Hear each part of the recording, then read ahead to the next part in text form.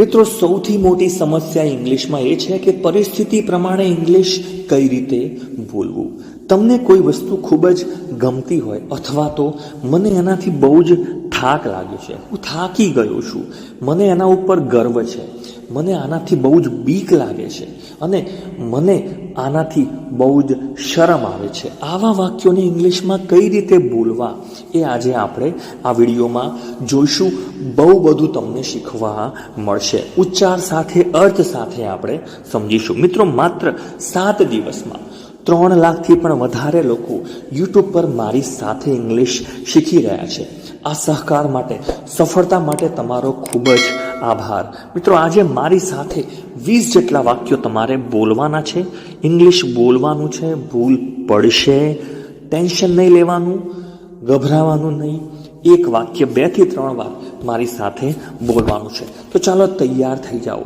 પહેલો એક સિમ્પલ નિયમ તમારે આજે યાદ રાખવાનો છે અને એ નિયમ છે, કોઈ પણ જગ્યાએ જો તમે ઓફ જોતા હોય, OF ઓફ, તો એના પછી હંમેશા ક્રિયાપદ જે છે એને ING લાગશે. બસ આટલું યાદ રાખવાનું છે. કોઈ પણ જગ્યાએ જો તમે ઓફ વાપરો તો ક્રિયાપદ જોડે ING લગાવવાનું છે. આજે આ ખૂબ જ જરૂરી છે. આટલું તો યાદ રાખવું જ પડશે. બીજું એક યાદ શું રાખવાનું છે, આઈ જોડે શું આવશે? આઈ જોડે એમ આવે. આ તો આપણને ખબર જ છે. હી, શી, ઇટ, આની જોડે ઇઝ આવે. કોઈ પણ નામ હોય તો પણ તમારે યાદ રાખવાનું છે શું વપરાશે? ઇઝ વપરાશે. ઠીક છે. અને બહુવચન હોય, વી હોય, યુ હોય, ધે હોય, એની જોડે ઇંગ્લિશમાં આર આવશે. એટલે આટલું ખાસ યાદ હોવું જોઈએ. તો તમને આજનો વિડીયો આવડવાથી કોઈ નહીં રોકી શકે. તો સૌથી પહેલાં આપણે લોકો સમજી લઈએ કે ઇંગ્લિશમાં what is the use of fond of. સૌથી પહેલાં ફોન્ડ ઓફ એટલે શું, એનો આપણે મતલબ સમજીએ. ફોન્ડ ઓફ ઉચ્ચાર અહીંયા લખી દઉં છું, નીચે ખાસ જોજો. Found, FOND, found of. Fond of એટલે કોઈ વસ્તુનો શોખ હોવો. મને બહુ જ એ વસ્તુ પ્રિય છે, મને એ ગમે છે, એને આપણે કહીએ છીએ ફોન્ડ ઓફ. સો પહેલું ઉદાહરણ લઈ લઈએ. મને વાંચવાનું બહુ જ ગમે છે, મને વાંચવાનો શોખ છે. તો સૌથી પહેલાં કરતા આવશે આઈ એમ. આઈ જોડે એમ વપરાય હંમેશા. આઈ એમ. અને ગમવું મેં તમને હાલ જ કીધું, તમારે મૂકવું પડશે આઈ એમ ફોન્ડ ઓફ. બહુ જ સિમ્પલ છે. આઈ એમ મતલબ આઈ જોડે એમ વપરાય છે અને જોડે fond of. I am fond of. હવે વાંચવાનું મને બહુ જ ગમે છે. વાંચવું એટલે ક્રિયાપદ છે રીડ. અને મેં તમને હાલ જ કીધું, ઓફ હોય એટલે જોડે ING મૂકવું પડે. I am fond of reading. I am fond of reading. મને વાંચવાનું બહુ જ ગમે છે. I am fond of reading books. I am fond of reading books. મને બુક્સ વાંચવાની બહુ જ ગમે છે. તમે એવું કહેતા હોય કે મને ન્યૂઝપેપર વાંચવાનું બહુ જ ગમે છે. I am fond of reading newspapers. મને જે સમાચાર આવે છે પેપરમાં વાંચવાનો બહુ જ શોખ છે. I am fond of reading newspapers. Next બીજું વાક્ય. કોઈ કહે છે કે સર મને પિક્ચર જોવાનું બહુ જ ગમે છે. મને પિક્ચર જોવાનું બહુ જ ગમે છે. I am fond of. Picture જોવું, આના માટે કયું ક્રિયાપદ છે? પિક્ચર જોવું એના માટે ક્રિયાપદ છે watch. I am fond of. હવે વોચ જોડે તમારે ING મૂકવું જ પડશે. I am fond of watching movies. I am fond of watching. ઉચ્ચાર અહીંયા લખી દઉં છું, વોચિંગ. એક જ મિનિટ, વોચિંગ થઈ ગયું છે, આપણે લખવું છે watching. I am fond of watching movies. ઠીક છે ને? I am fond of watching movies. મને પિક્ચર જોવાના બહુ જ ગમે છે. I am fond of watching movies. Movie જગ્યાએ તમારે સિરિયલ મૂકવું હોય તો સિરિયલ પણ મૂકી શકાય છે. તમારે મૂવીઝની જગ્યાએ વેબ સિરીઝ મૂકવું હોય તો વેબ સિરીઝ પણ મૂકી શકો. ત્રીજું વાક્ય, એને તરવાનું બહુ ગમે છે. એને એટલે શું? છોકરો પણ હોઈ શકે. છોકરો હોય તો આપણે હી લખીશું, હી. અને જો છોકરી હોય તો પછી આપણે શી લખીશું. પણ બંને જોડે તમને ખબર છે કે ઇઝ વપરાય છે. સો હી ઇઝ ફોન્ડ ઓફ તરવું એનું ક્રિયાપદ છે સ્વિમ. હવે આઈએનજી લગાવવું પડશે, એમ 2 વાર આવશે. So he is fond of swimming. બોલો, he is fond of swimming. ઉચ્ચાર અહીંયા લખી દઉં છું. હી ઇઝ ફોન્ડ ઓફ ફરીથી એકવાર લખી દઈએ છીએ, સ્વિમિંગ. ઠીક છે ને, swimming. He is fond of swimming. એને તરવાનું બહુ જ ગમે છે. ત્રીજું વાક્ય છે. સો ત્રણેય વાક્યો આપ જોઈ શકો છો. કંઈક ગમવું, I am fond of reading, I am fond of watching movies and he is fond of swimming. આ રીતે વપરાય છે. નેક્સ્ટ વાક્ય, નેક્સ્ટ પરિસ્થિતિ. તમને કોઈની ઉપર ગર્વ હોય, તો ગર્વ હોય એના માટે ઇંગ્લિશમાં શબ્દ છે પ્રાઉડ ઓફ. પ્રાઉડ એટલે ગર્વ થવો. ઉચ્ચાર એનો અહીંયા લખી દઉં છું, પ્રાઉડ. એક જ મિનિટ,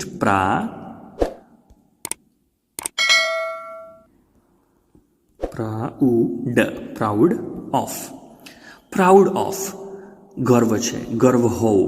મને તારા ઉપર ગર્વ છે, મને તારા ઉપર ગર્વ છે. તો તમે શું મૂકી શકો? આઈ એમ પ્રાઉડ ઓફ. હવે અહીંયા ક્રિયાપદ નથી, મને તારી ઉપર ગર્વ છે, તો ડાયરેક્ટ યુ મૂકી દેવાનું. I am proud of you. I am proud of you. મને તારા ઉપર ગર્વ છે. યુ અહીંયા ઓબ્જેક્ટ તરીકે વપરાયો છે. I am proud of you. તેની દીકરી ઉપર ગર્વ છે. તેને એટલે આપણે લખીશું એને ઇંગ્લિશમાં હી. હવે તેની દીકરી ઉપર ગર્વ છે. હી જોડે ઇઝ વપરાય છે. He is proud of. હવે તેની દીકરી એટલે હીઝ, અને દીકરીને ઇંગ્લિશમાં આપણે લખીશું ડોટર. સો ડોટરનો ઉચ્ચાર અહીંયા લખી દઉં છું ખાસ, એમાં ભૂલ થતી હોય છે. આપણે એને કહીશું ડોટર. ઠીક છે ને, ડોટર એટલે પુત્રી. He is proud of his daughter. એને પોતાની છોકરી પર ગર્વ છે, એની પુત્રી ઉપર ગર્વ છે. તો બીજું વાક્ય આ રીતે બની શકે. ત્રીજું વાક્ય, મને મારી મમ્મી ઉપર ગર્વ છે. મને મારી મમ્મી ઉપર ગર્વ છે. I am proud of my mother. મારી મમ્મી પર મને ગર્વ છે. મધર. ઠીક છે ને. તો ત્રણેય વાક્યો જોઈ શકો છો. પ્રાઉડ ઓફ જોડે કર્તા પણ મૂકી શકાય છે, અને પ્રાઉડ ઓફ જોડે ક્રિયાપદ આઈએનજી વાળું પણ મૂકી શકાય છે. ઠીક છે ને. So I am proud of my mother. ત્રીજું વાક્ય છે. Next, tired of. કોઈ વસ્તુથી થાકી જવું. ટાયર્ડ ઓફ એનો ઉચ્ચાર અહીંયા લખી દઉં છું, ટાયર્ડ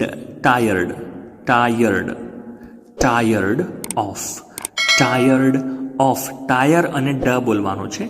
ટાયર્ડ ઓફ. તમે કોઈ વસ્તુથી થાકી ગયા છો, કંટાળી ગયા છો, ત્યારે ટાયર્ડ ઓફ વપરાય છે. ઉદાહરણ તરીકે આપણે ચાલીએ છીએ ખાસું બધું. હવે તમે ચાલીને થાકી ગયા છો, તો તમે શું કહેશો? હું તો ચાલીને થાકી ગયો છું. I am tired of walking. I am tired of walking now. વોકિંગનો ઉચ્ચાર વોકિંગ. ઠીક છે ને, walking. I am tired of walking now. હું તો ચાલીને થાકી ગયો છું. બોલો, I am tired of walking now. એ ભણીને થાકી છે. એ છોકરી છેલ્લા 2 મહિનાથી વાંચે છે, હવે થાકી ગઈ છે ભણીને.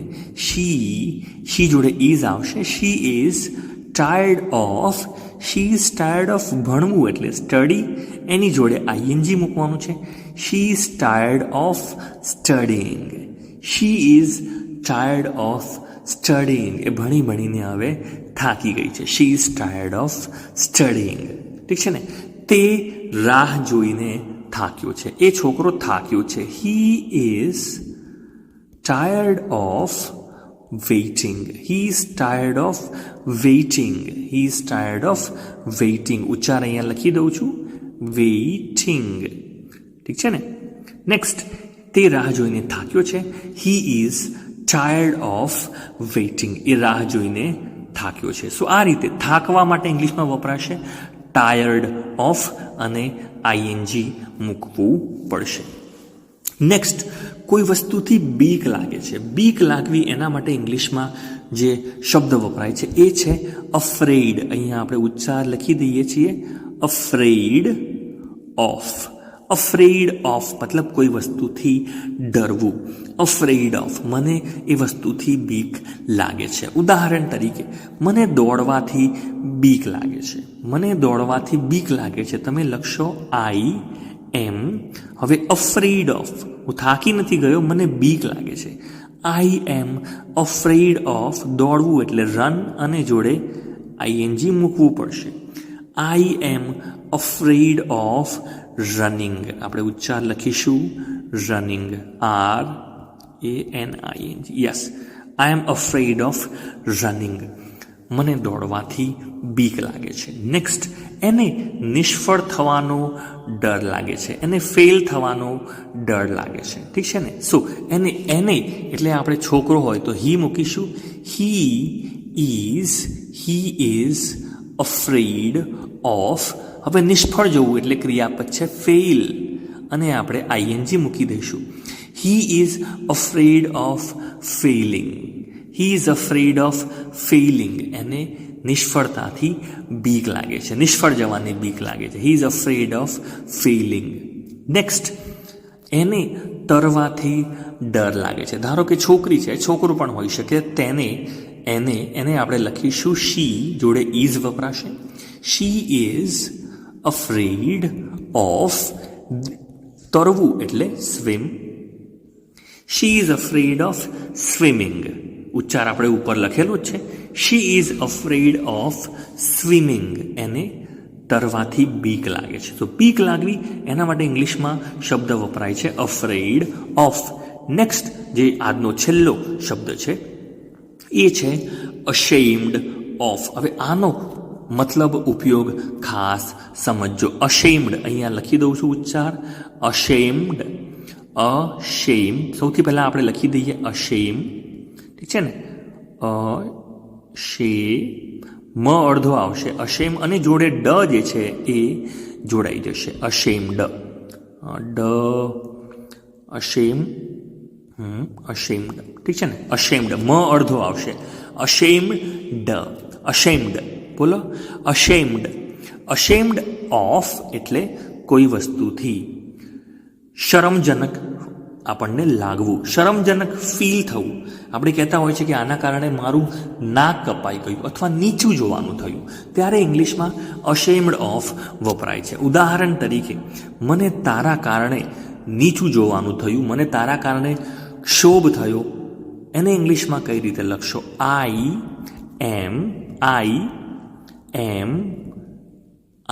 એમ અને લખીશું અશેમ્ડ. આઈ એમ અશેમ્ડ ઓફ. તારા કારણે you. I am ashamed of you. હવે જુઓ, મને તારા પર ગર્વ છે તો આપણે શું લખતા હતા? આઈ એમ પ્રાઉડ ઓફ યુ. તમે કંઈ સારું કામ કર્યું હોય તો તમારા પપ્પા આવું કહી શકે, મને તારા પર ગર્વ છે. શરમ આવે એવું કામ કર્યું હોય કે ઘરનું નાક કપાઈ જાય તો પપ્પા શું કહેશે? આઈ એમ અશેમ્ડ ઓફ યુ. મને તારા કારણે મને શરમ આવે છે. ઠીક છે ને? તો આ રીતે આ વાક્ય લખાશે. બીજું વાક્ય, તેને તેના ભાઈના કારણે નીચું જોવાનું થાય છે. તેને એટલે આપણે અહીંયા લખીશું શી. ધારો કે છોકરી છે, શી ઇઝ અશેમ્ડ ઓફ હર. એનો ભાઈ એટલે હર બ્રધર. હવે અહીંયા જુઓ, she is ashamed of her brother. ધારો કે કોલેજમાં એ છોકરીનો ભાઈ જે છે એ ગુંડાગીરી કરે છે તો એ છોકરીને ઓફકોર્સ એના કારણે શરમ આવશે. તો એ છોકરી જે છે શી ઇઝ અશેમ્ડ ઓફ હર એટલે કે એ છોકરીનો બ્રધર એટલે કે ભાઈ. આ રીતે વાક્ય આવશે. ત્રીજું, મને મારા પુત્રના લીધે શરમજનક સ્થિતિમાં મુકાવવું પડે છે. સો પપ્પા આવું કહે છે, સો મને મારા પુત્રના લીધે તમે લખી શકો આઈ am ashamed of I am ashamed of, મારો પુત્ર એટલે માય સન.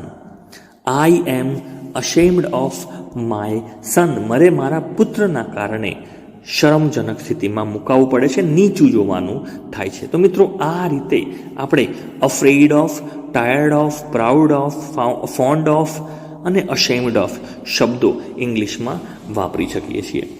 સો ચેનલને સબસ્ક્રાઇબ કરવાનું ના ભૂલતા. જો તમને વિડીયો ગમ્યો હોય તો મિત્રો જોડે શેર કરજો અને કમેન્ટમાં મને જરૂરથી જણાવજો. લાઈક કરશો. Thank you.